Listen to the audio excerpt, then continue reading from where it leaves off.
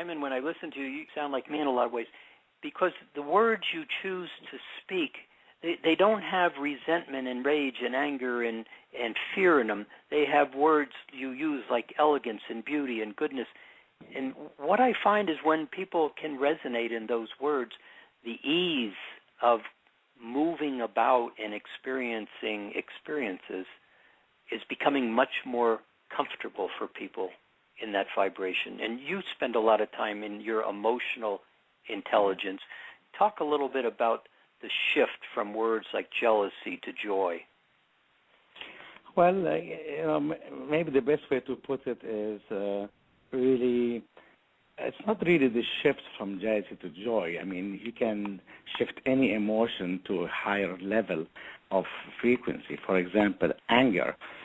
As the old merchant priests of Egypt, who spent most of their training was in emotional alchemy, which is now equated to the science of the brain. And when they felt an emotion like fear or jealousy or anger, and they right away, or were able to express it right away and lift anger into courage, and then courage into passion, because the other side of anger is passion when it's expressed properly. At the same time, they were able to take fear and lift it to the level of the ability to have concern, because you can deal with concern, but you can resonate with fear, and then lifting that ability to have concern to the higher level of compassion. While jealousy, which is the ability to be able, it's an issue of ownership, is this mine or not, it lifts to the frequency of discipline and then to the ability to receive what's truly yours. Now, the merchant priests, they really learned the emotional alchemy, whereby they knew if they could put a drop of joy over anger, it lifts it right away to courage, and a drop of joy over courage took it to passion. Now, how they did that is that whenever they felt anger or fear or jealousy, they could or process it out, or it was too long or too hard. They would just feel joy for a minute by remembering something that gave them that emotion, and then suddenly their brain is secreting the hormone and the chemicals of joy over the chemical and the hormones of anger or jealousy or fear, thus transforming them to the highest octave.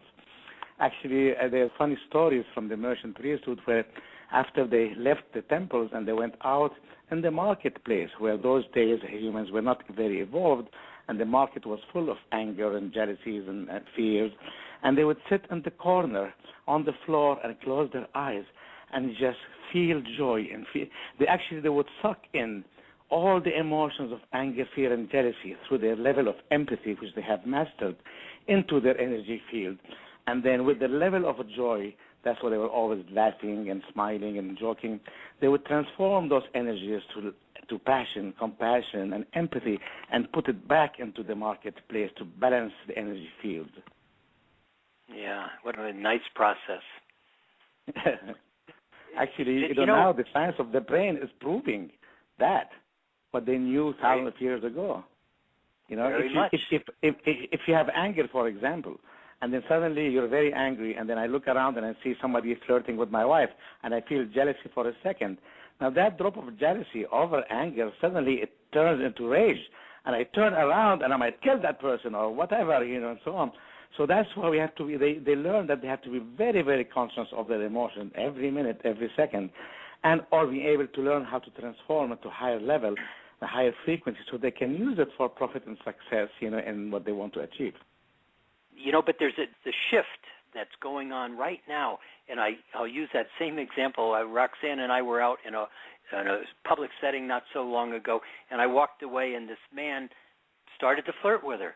And I thought to myself, how wonderful an experience for her to have somebody say, hello, I notice you. And I thought back on all of the times where the opportunity to go into that rage or resentment in that lower third dimensional reality was available once upon a time.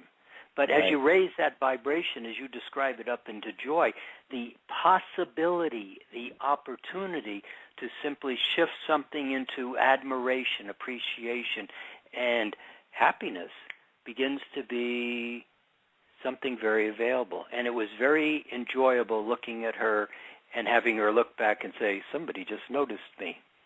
Yeah.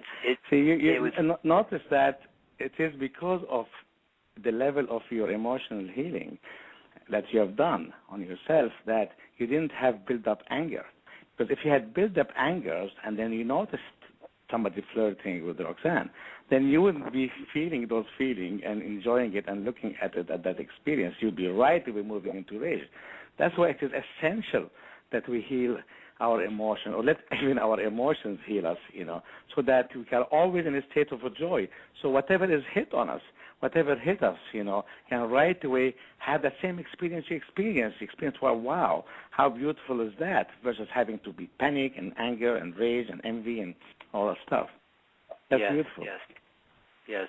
And what I notice in all the work we do in the Mastering Alchemy work, it really is about living many of these words. People intellectually say, oh, I am a this or I'm a that. We very simply, we use 7 words, the first of which is happy. But happy and certain and senior and present. What happens, I watch, is many people go into emotions, anger, rage, because they don't have an alternative consciously anchored in their reality. We've never been taught emotional balance or choice. We've just played the game of moving away from ourselves and fitting in and trying to be safe. But what I watch is when you can close your eyes. I say to people, be certain. Do you know what certain is? And they'll say, oh, yeah, I know what certain is. Intellectual. But I say, no, close your eyes and feel certain. And all of a sudden the body moves and lines up and has a sensation about it. When those kind of words like certain and capable and graciousness are actual experiences that can be referenced, there is no going to anger and rage because you are conscious of a higher frequency. And it's so remarkable watching people when they get that they have choice. And that's where the world, I think, is going with this shift in commerce change. Absolutely. Happiness is the key. That's really the bottom line of spiritual commerce. Why am I doing this? Because I want to become happy and I want to make people happy, A funny, I don't know if you've heard of the G&H. No. G&H, in most countries, they measure the success of their economy by how much the GNP goes up, our gross national product. That we produce X amount, and we're producing more this year. Thus, our economy is moving forward. Well, now there's a concept called G&H, and there are organizations who are measuring the gross national happiness of countries. Yes, and a funny story tell you a little story about, I don't know if you familiar with the history of the king of Bhutan next to the Nepal. A few years ago, it was a hermit country, very, very close to the world. And the global now TV and the globalization and the cable network, he could not, his country was being bombarded by thoughts and ideas from all over the place. So he decided that he had to open his country to the global economy. But before that, he really needed to teach him about a few things.